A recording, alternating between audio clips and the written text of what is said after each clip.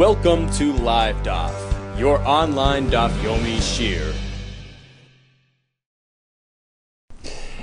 Shalom Aleichem and welcome back to today's DAF, Bava Metzia Pei Aleph. We are on Pei Amud Beis, 6 lines off the bottom of the Amud. The Kulan She'amru was speaking about a craftsman who's repairing something on your behalf. The Mishnah says he is considered a shomer sachar. So he has that higher level of responsibility to look after the item. He's chayiv even for geneva v'aveda, if the item gets stolen or lost. And the Gemara yesterday explained exactly why we consider him a shomer sachar. Okay, but that's only as long as he's still holding on to the item. He's withholding the finished product to ensure that he gets paid. So that's his sort of fringe benefit that he gets from holding the item. That's why he's called a shomer sachar. It's as though he's getting paid for holding on to the item. But once he gets to the point where he informs his customer, look, it's ready for pickup. I'm not going to hold it back. Pay whenever you get a chance to. So here, it changes his status. But if the craftsman, the mechanic, or whatever, informs the owner that his item is ready for pickup, come pick it up. I'm not withholding it. Eventually, you'll pay me. So now he's no longer holding on to it for his pay. So he reverts to a regular shomer chinam because he's watching it free of charge. A shomer chinam, as we know, is only chayiv for outright carelessness, but not for geneva v'aveda. Okay, so that's the Mishnah. Tanan Hasam. Let's move over to our Mishnah, which is actually in our Masechta on Daf Tzadik Ches Amud Beis. Tanan Hasam. So this fellow is borrowing an item, and he calls the owner. He says, "You know what? Could you send it to me, please, with so and so?" Amar loy shoyel, the borrower, asks the owner, "Shalach, please send it with a shliach." Vishilcha, and he sent it with him. Umeisa, and the animal died en route, which is an einus, of course, an accident, for which a shoyel is responsible. But is it already considered in his jurisdiction?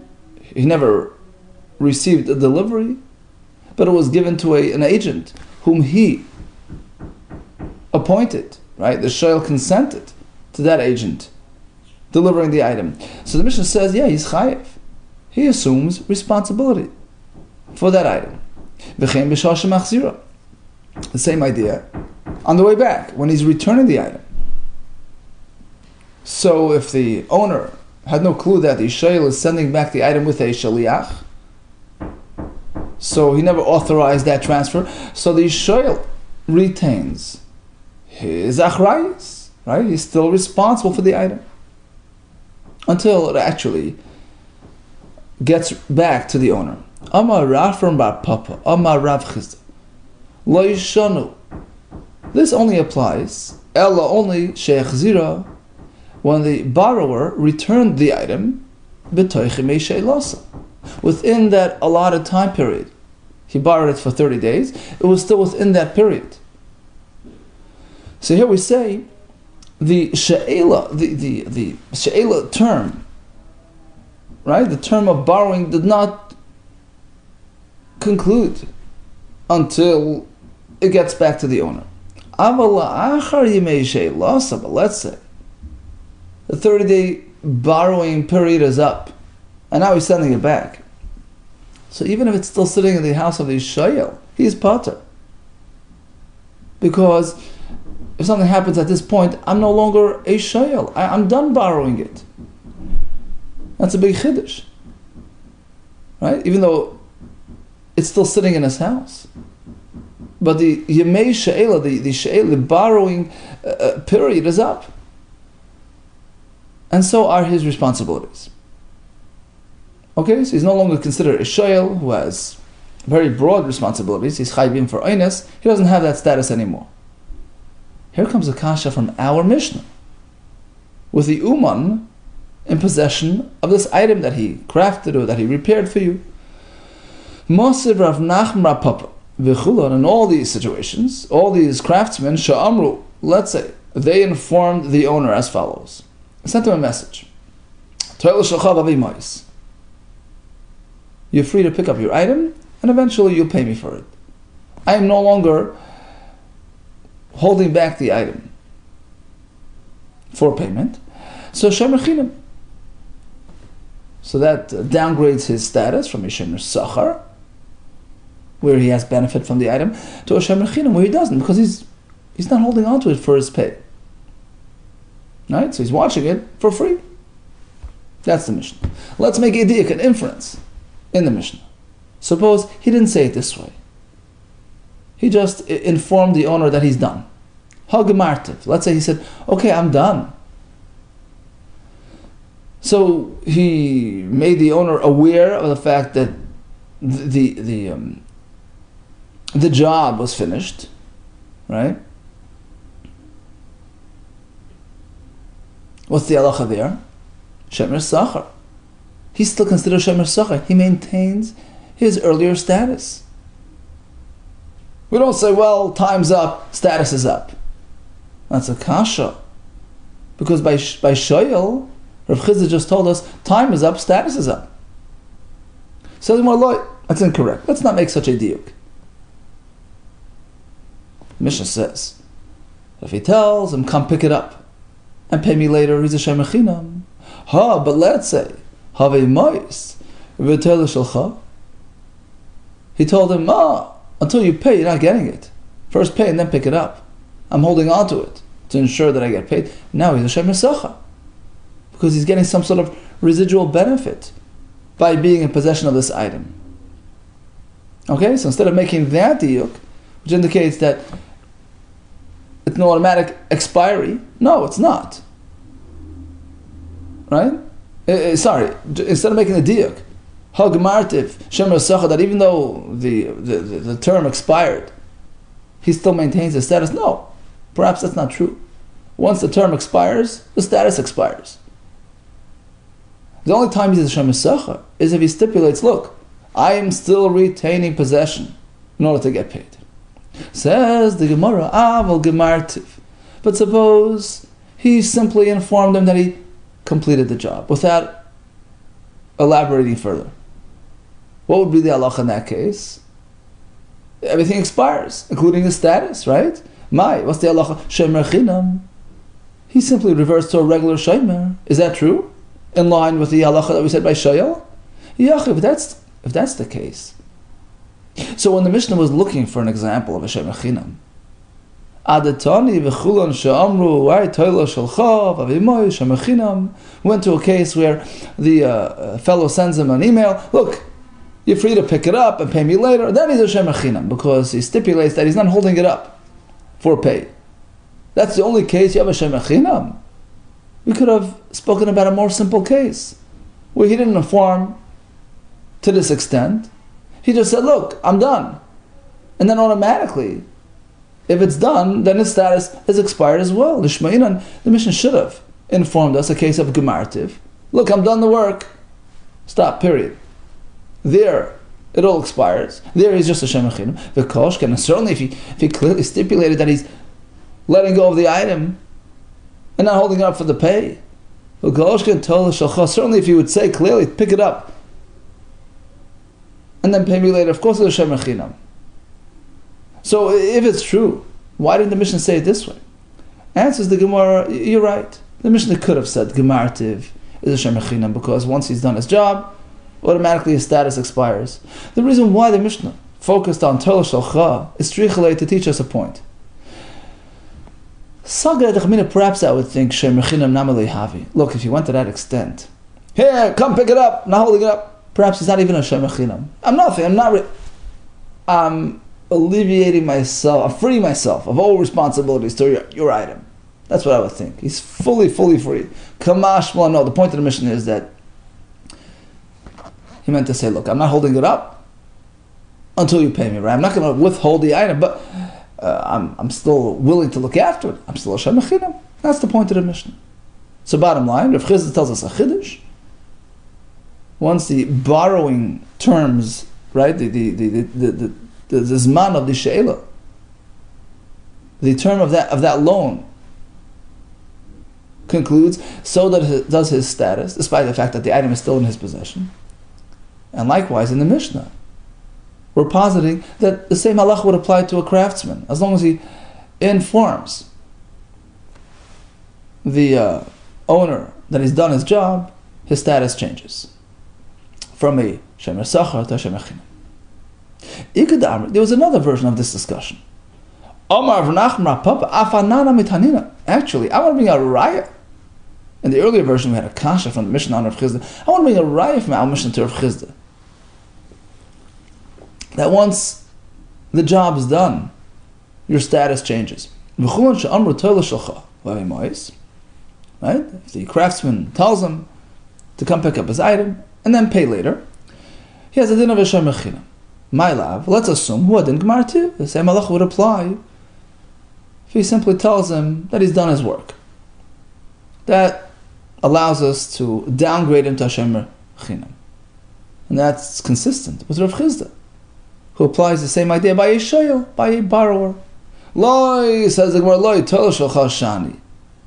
Perhaps simply informing him that he's done his work, that doesn't change his status.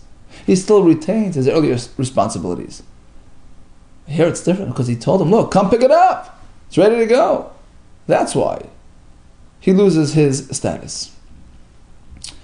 Here comes yet a third version of this discussion. Huna mar bar Meremar.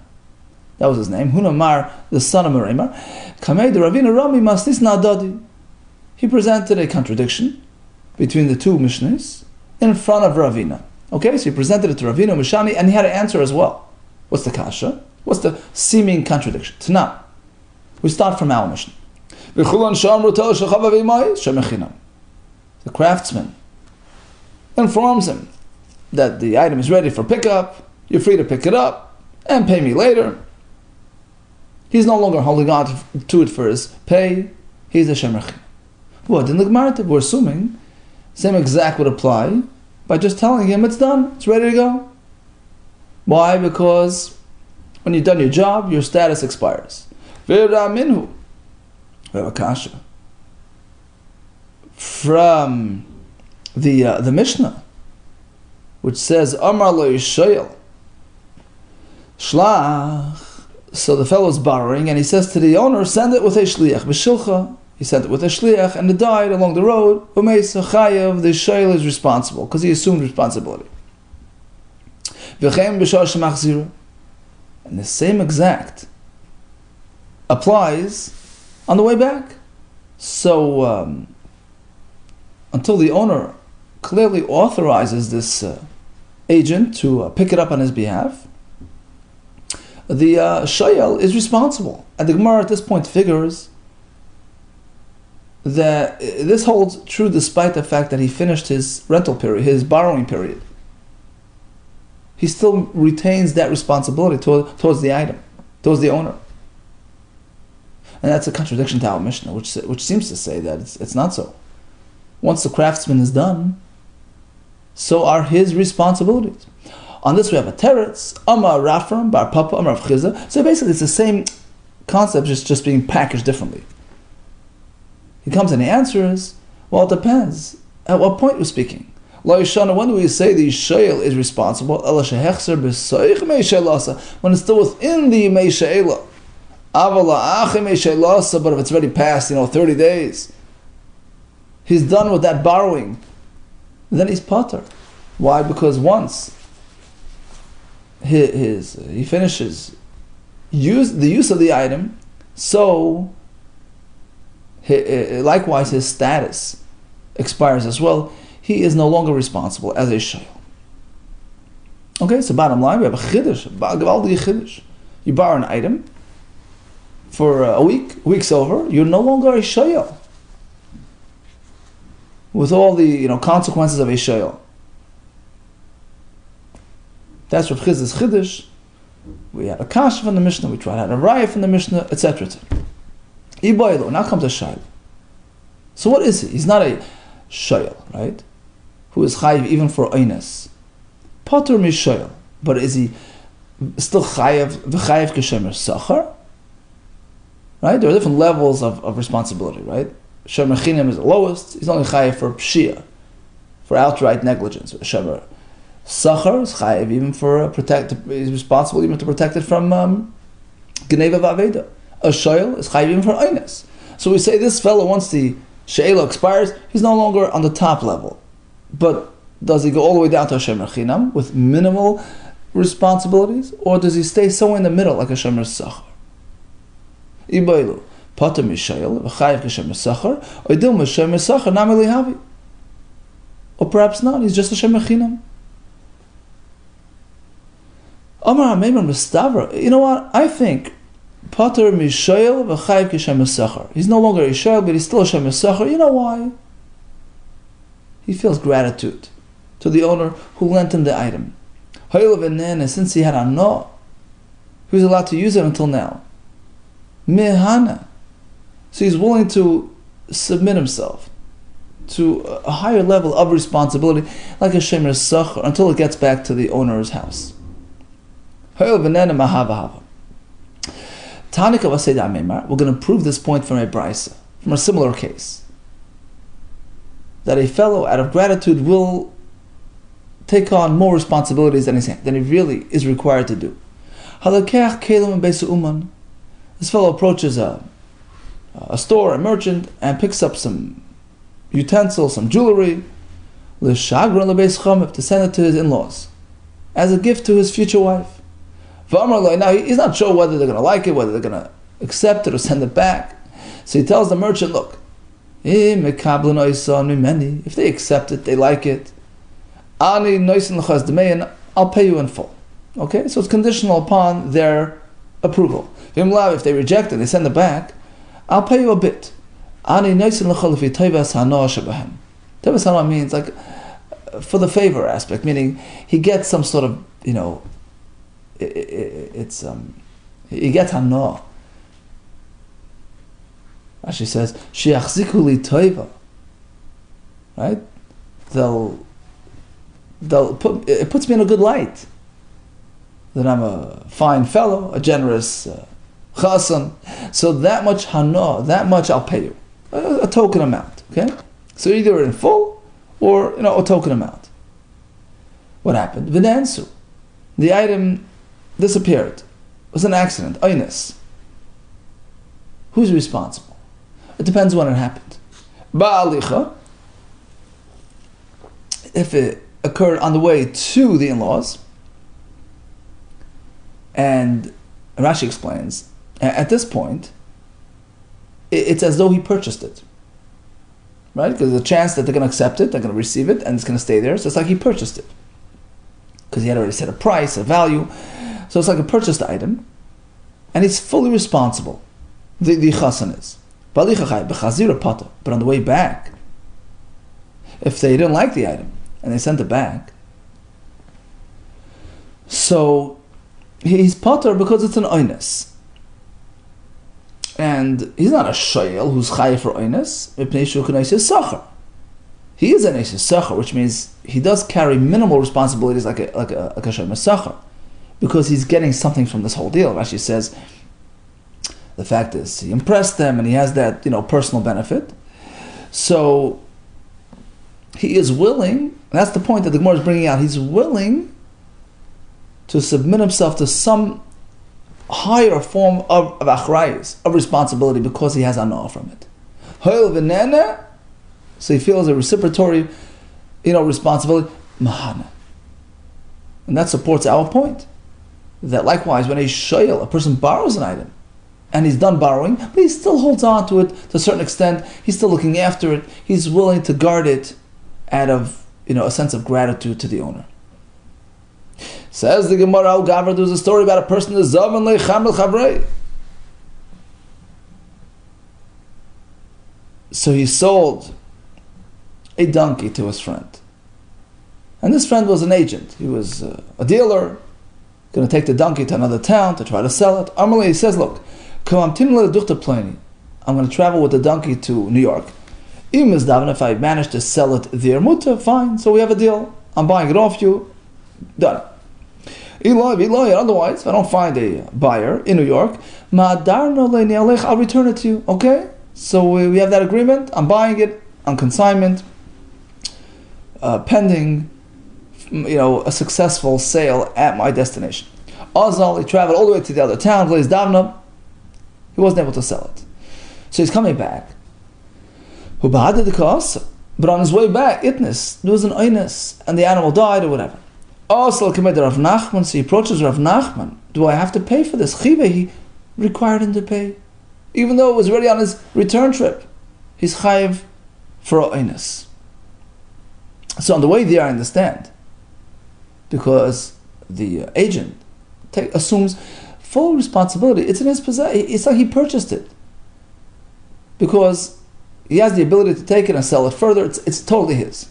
But on the way back, he no longer wants it. He's no longer like an owner anymore. And the answer is Mipneishu Kishemer Sachar. So he's no longer chayav for oinus. He's just a shemer sachar. Right? We said before that he's downgraded a bit, not all the way to shemer chinim, at least a shemer sachar, but shemer sachar is not responsible for oinus, so he's potter. Sorry, I skipped a line, sorry. So he came to Rav Nachman, Chayve, he held him accountable. Okay, even though it's an oinus. Eisvei Rabbi Rav Nachman. So Rabbi asked Rav Nachman, why are you treating him like an owner? On the way there, I understand, but on the way back, Eisvei Rabbi or Rabbi Rav Nachman Nansu. We just had a story about the fellow, the son-in-law, right, with the gifts. Nansu ba'alicha chay b'chazara potter. Right? So on the way to, he's chayiv, he's like an owner. But on the way back, he's just a nice sachar. He's not chayiv for oinus. So why is this fellow chayiv for the oinus that happened to the donkey on the way back to the owner? He says, no, here it's very different. He's an agent. Wherever he bumps into a customer, whether on the way there, on the way back, he'll sell it off on the spot.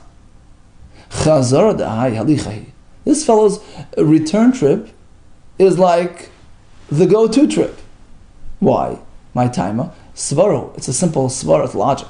B'chazirasa. Even on his return trip, ilu ashkach lesbune. Suppose he encounters a business opportunity, a customer who's going to purchase the chamor. Milo Zavna, wouldn't he sell it to him? Of course he would. So if he's back home and giving back the item right here, okay, he's done. But as long as he's still on the road, and at any moment, any given moment, Hashem could send him a customer. Every moment is an opportunity. So he's still holding on to it for that purpose, to make his money. So it's in his care. It's under his achrayus. He's fully responsible, even for an oinus.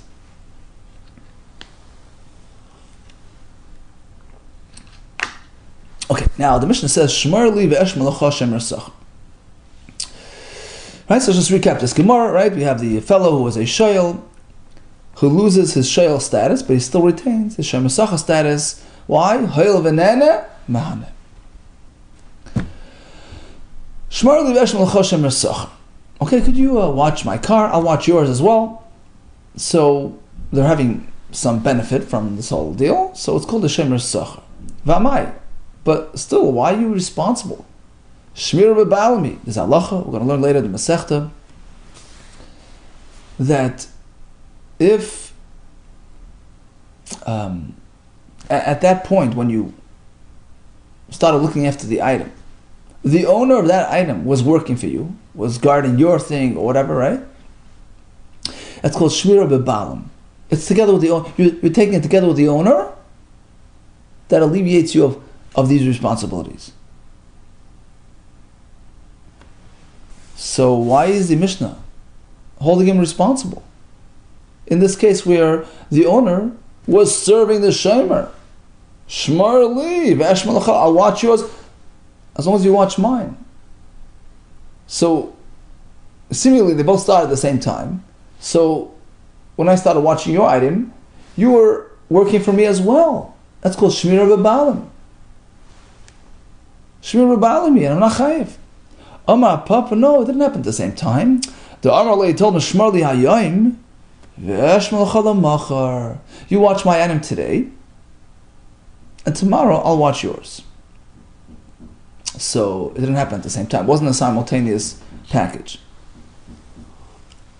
Therefore, each fellow is responsible for the item under his care. So we have several variations of this sort of exchange. Watch mine, I'll watch yours. Hashileni, vashilcha, lend me yours, I'll lend you mine. Shmarli, watch mine, v'eshilcha, I'll lend you mine. Right? Hashileni, lend me yours. V'eshmalcha, I'll watch yours. Kulon nasu shaimrei sacha zelazeh. So even though some of these fellows are borrowing, but they don't have a halacha of Ishayel, because Ishayel gets his access free of charge. Here, there's an exchange going on, right? There's a sort of a fee being paid. So they have a halacha of Hashem Sachar, and not more than Hashem Sachar.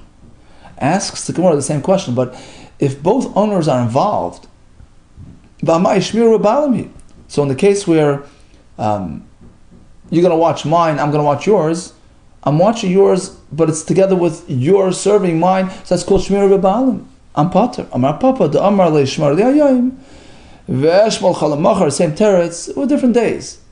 I'm taking yours today, you're taking mine tomorrow. Hanu Haluye, there were these perfume dealers, another Pshat in Rashi, detergent dealers, and they had this sort of club, and they had the agreement where they had an arrangement where every day, the Chol Yom, every day have a afilah chad minayu.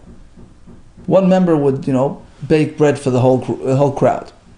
How Yoma, on this certain day, Amrle chad minayu zil afilan.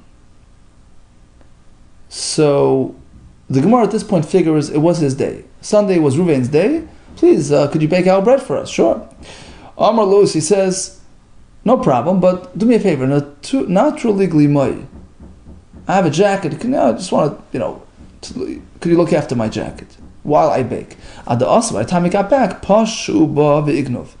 They were killers. They didn't properly care for it. They did pshia and it got stolen.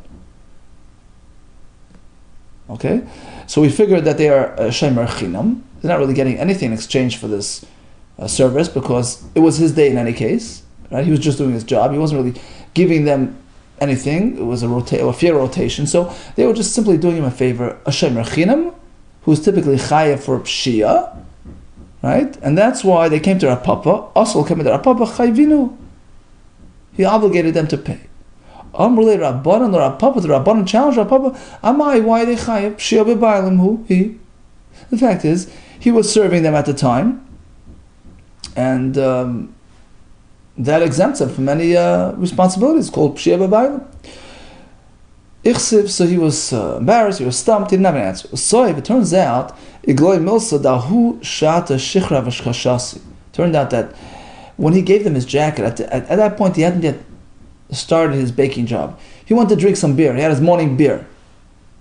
So he wasn't really in their service, so they don't have the exemption of Shmir B'Balim. Okay, fine. Now, Amar Pshia B'Balim Potter. There's a whole discussion later in Perek HaShoyel. To what extent do we say that the Bailim's involvement exempts the Shomer? So if it exempts him even from Pshia, like in our case, fine. We understand why he was stumped, because that is a reason for exemption. Amar Chayiv. But if you hold that the Bailim's presence does not exempt him from Pshia, it only works by Shemer Sachar, from his obligations, but doesn't exempt a Shemer Chinam from carelessness. Amai Ichsev. So here we assume they were a Shemer Chinam. They weren't really getting anything for their service because it was his turn to bake. He was just fulfilling his obligations. It wasn't really giving them something extra. It wasn't really any benefit that they were receiving. So at most they could be chayiv if they're pesheya. But if you say that the Bailim's presence doesn't exempt pshia, Amai Ichsev. So why did Rav Papa get stumped on this question? I mean, it's not relevant that there was a Bailim.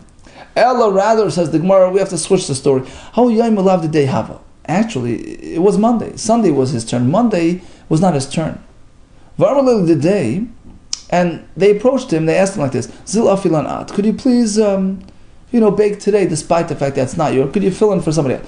Va'amar lahu, and he said, look, no problem, sure, for a fee. What's my fee? Va'hu agra, the ka'afina lahu, in exchange for, payment for baking for you, lahu, natura glimai, please look after my garment, adas igniv, and until by the time he showed up, it was stolen. So, they were actually serving as a shemer sachar because they were getting something in exchange for their service. And a shemer sachar is chayav for geneva, right?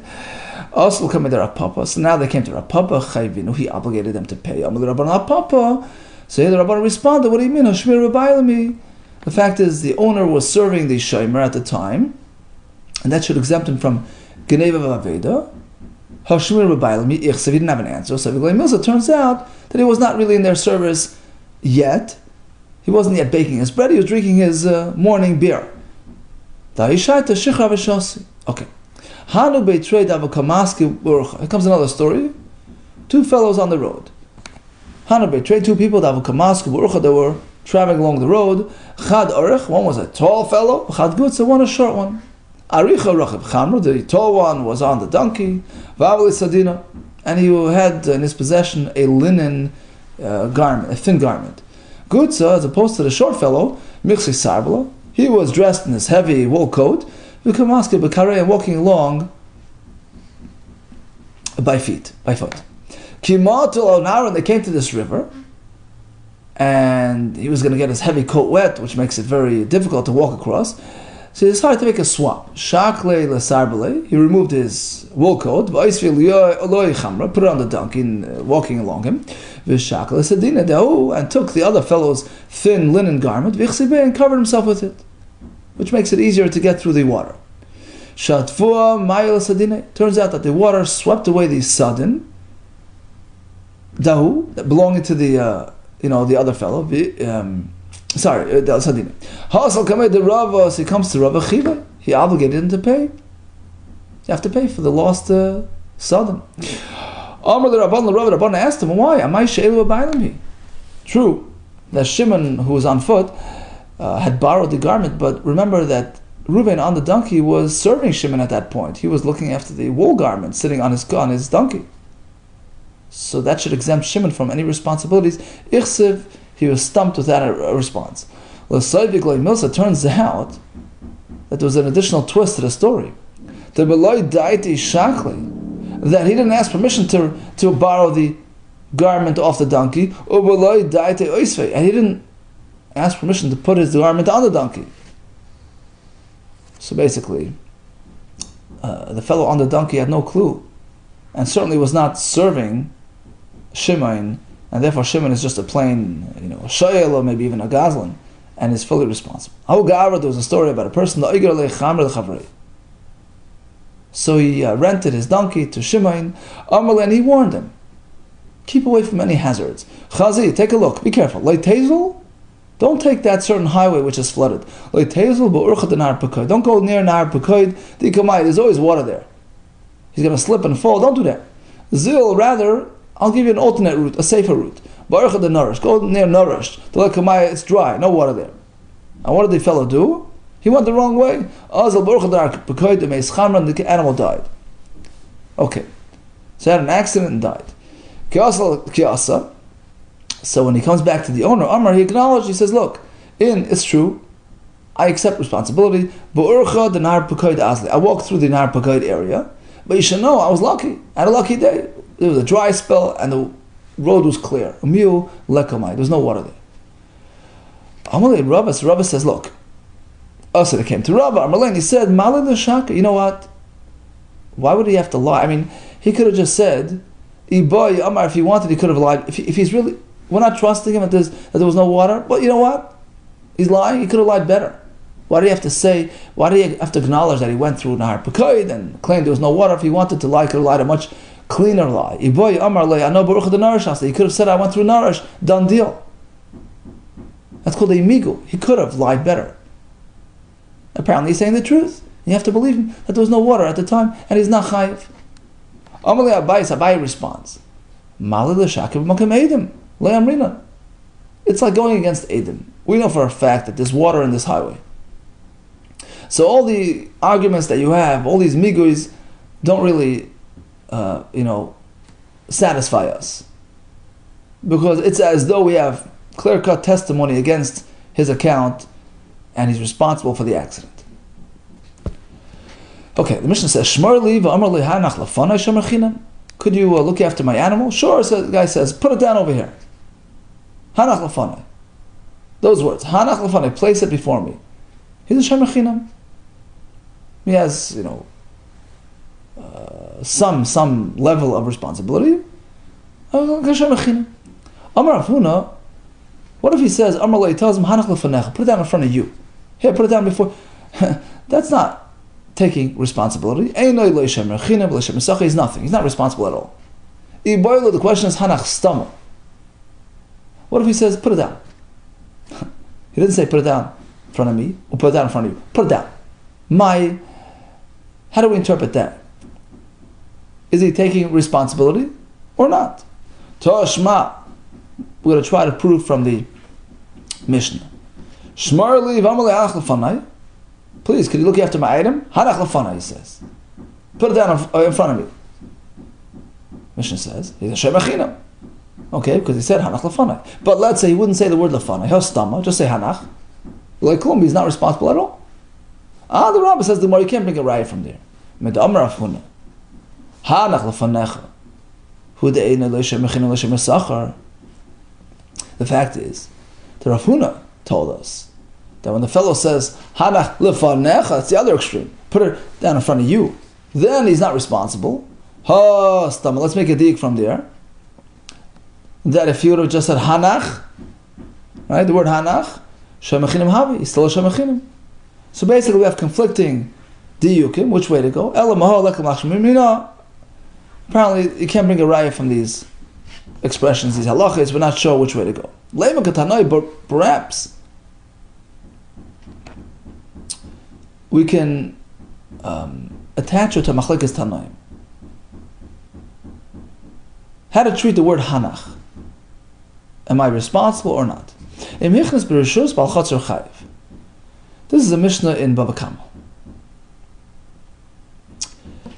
Metzia.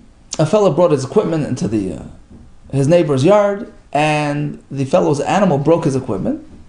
Okay, so he's exempt. I mean, you're an uninvited guest. I'm not responsible. But in Hichnas B'Rishus, he came in with permission. Baal Chatzor Chayiv, the landowner, the property owner, is responsible for the items, even though he didn't clearly, take responsibility. He said, "Come inside." Right? Come inside means I'm going to look after it. That's the shita of the Tanna Kama. Rabbi Yehuda, no, you have to explicitly accept responsibility. Otherwise, you're not chayav. B'chulam, in all these cases, einay chayav. The landowner is not responsible. You can come in, gesundheit, here, right? Plenty of room, but you care for your items. I'm not looking after them. So b'chulam einay chayav. Achi yikabel ola balabayis lishma. Unless the landowner clearly submits himself, clearly says, I'm going to look after it. So the Gemara is assuming that the same exact machlekes would apply in a case where Shimon approaches Reuben, in the street. He says, look, could you please look after my goat? And Reuben says, Hanach, put it down. So what would happen? According to Chachamim, Hanach means, I'm going to look after it. Put it down in front of me, I'm going to look after it. According to Rebbe, unless it clearly indicates that he's looking after it, he's not chayiv. So the cases are very similar, and perhaps the same machlekes we have there, we will have here as well. No, says the Gemara, how do you know to compare the two? Perhaps it's only over there. When this visitor is bringing his stuff into the other fellow's property, there the Rabbanan maintain that giving him permission to enter is tantamount to accepting responsibility. Because the fact is, why is he bringing stuff into the backyard? It's a guarded place, a secure place. So the assumption is that the landowner is willing to look after it. bring it in, and I'll keep an eye on it. Ela b'chatzah de bas neturi. A chatzah is a place which is guarded and secure.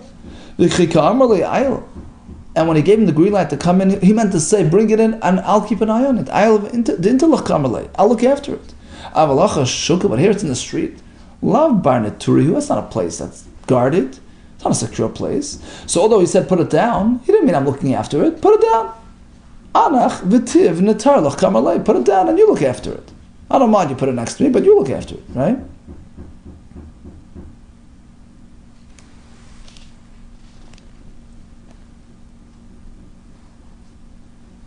Okay? Inami. On the other hand, you can say, Ad kan lekama Rebbe Hassam. Perhaps it's only there by the chatzah, where Rebbe maintains that unless he specifically accepts responsibility, he won't be responsible. Ella b'chatzerah. Because it's his chatzah. So when he comes knocking on the door, I mean, firstly, he's seeking permission to enter. I mean, so perhaps that's all he wants. And when he allowed him in, he meant to say, look, come in and, you look after it. But here on the street, when Shimon responded with a yes, yeah, put it down, what was he trying to say? Put it down the street? I mean, I don't have to ask your permission to put my thing down the street. What he really meant to say, we're assuming what he meant to say is, put it down and I'm going to look after it. Because otherwise, why is he saying? Why is he responding this way? Because if he really meant to say, put it down and you look after it, just simply to put it down the street, why does the owner have to ask this fellow for permission? Apparently, the point of this discussion, the point of this dialogue, and the point of his response, yeah, put it down, was to indicate that he's going to look after it. So basically, we tried to tie the two discussions with each other, but we have distinctions, and perhaps the things are not really related. Okay, so in conclusion, we have the halacha of a shoyl who finished using the item. Rav Chizda says he's no longer a shoyl, but the Gemara does say he maintains shemer sachar status out of appreciation for the benefit that he had from this item. The same halacha applies to a chasam with the gifts. We had the halacha of the shmira b'balim, story of the baker with the beer, story of the chamar of the fellow with a coat on the road, story of the chamar on the flooded highway, and then the halacha of hanach, which we left sort of unresolved. All the best to you. Hatzlacha Rabba and B'suros Tovos.